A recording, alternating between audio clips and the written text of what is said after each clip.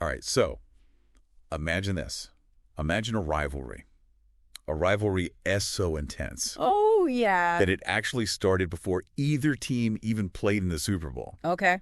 We're talking, of course, Broncos versus Raiders. Yeah. A clash that goes all the way back, get this, to the Wild West days of the AFL Oh. back in 1960. Wow. So, today we're going to do a deep dive into this legendary NFL rivalry. All right. I've got a stack of articles here, historical records. I even pulled some stats. Oh, love it.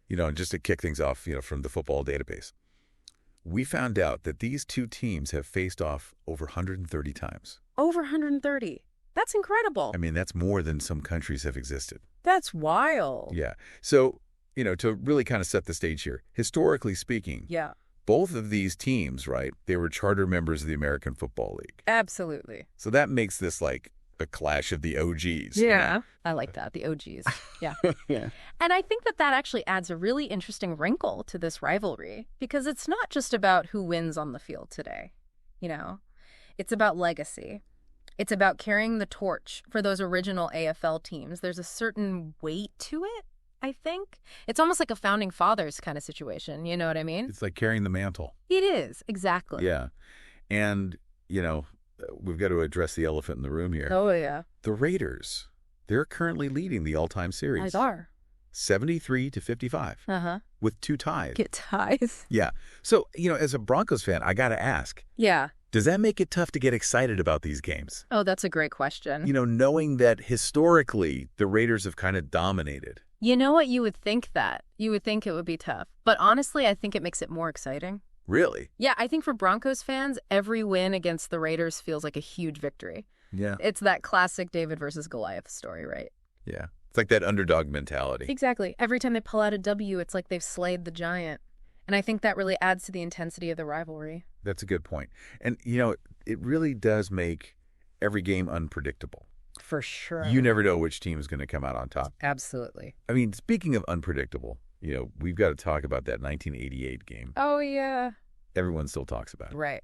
I mean, remind me, the Raiders were down big at halftime. They were down, and I don't know if you're ready for this, but they were down by 24 points.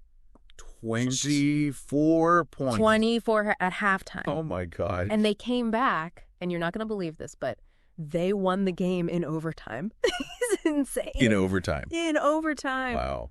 I mean, it just goes to show, right? Any given Sunday. Any given Sunday. Absolutely. You just never know. And what's so crazy about that 1988 game, it's not just the score, it's who was behind that comeback. Jim Plunkett.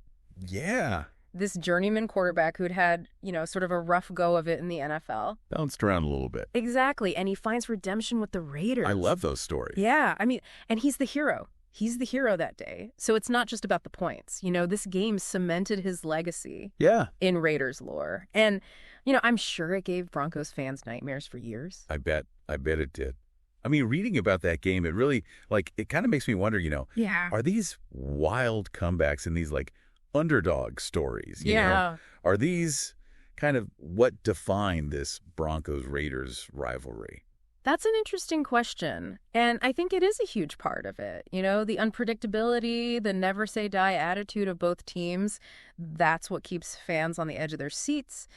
But, I think we also have to think about, the recent past, right? Because, just this past October, the Broncos actually broke an 8-game losing streak against the Raiders. Oh, they did, yeah. They won 34-18. That was a big one. It was a big one. That was huge. Absolutely. And Pat Surtain II, he had 2 interceptions that game. He did. He was everywhere. Everywhere. It was incredible to watch, And that, I think, is a perfect example of how individual players can really shape the narrative of a rivalry. Yeah. Because, Surtain's performance that day, it felt symbolic, It felt like a changing of the guard. Like a changing tide, yeah. Yeah, absolutely. Yeah.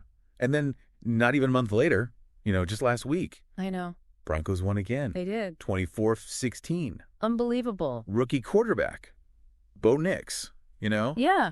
really stepped up. Threw for 275 yards, 2 touchdowns. I mean, he was on fire. As a rookie, a rookie leading his team to victory over a rival like that, that's huge. That's a statement. you know? It is a statement. Yeah. And it makes me think that, we may be entering a new era in this rivalry, with Bo Nix at the helm for the Broncos. It's almost like a pendulum. It swings back and forth. You've got the Raiders on one side with this like long history of dominance. Right. And on the other side, you've got these young Broncos players like Bo Nix, hungry to make their mark. Absolutely. And we can't forget, even in a losing effort last week, Yes. Josh Jacobs, running back for the Raiders, the guy was a beast. Yeah. Over 100 rushing yards, just battling for every single inch. And I think, those individual battles within the larger war, that's what makes this rivalry so compelling. Absolutely. Yeah, one of the sources I was looking at, they really stressed this, like, cultural impact. Yes. Of this rivalry. I mean, they were saying, it's woven into the fabric of both Denver and Las Vegas. Oh, absolutely. I mean, rivalries like this, they become a part of a city's identity. Yeah. It goes beyond the game. It's about bragging rights. It's about local pride. It's about a shared history that spans, generations.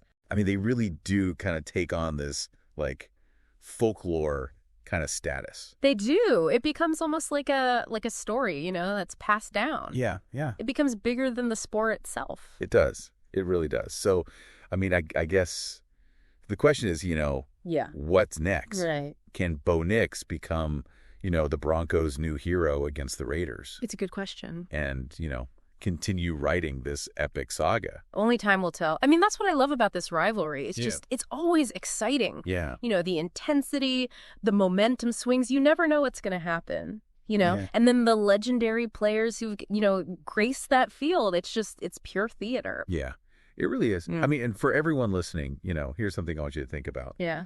What makes a rivalry truly great? Oh, good question. I mean, is it the history? Yeah. Is it the players? Yeah. Is it the passion of the fans? Yeah. I mean, because in the end, this is more than just football, That's true. It's a story, that just keeps writing itself. It does. And we cannot wait to see what chapter comes next. I'm with you. All right. Well, that is going to do it for this deep dive. All right. Thanks for joining us. Thanks for having me. And we'll see you next time. See ya. Today is your lucky day.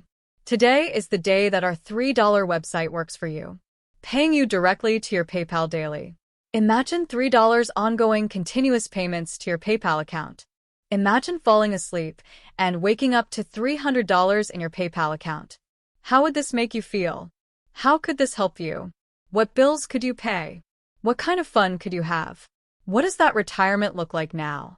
All for a one-time payment of $3. This website is DFY done for you, fully built and completely hosted, and never stops collecting payments for you. You have spent $3 on coffee on a regular, but that coffee won't help you create multiple streams of income. Click the link below.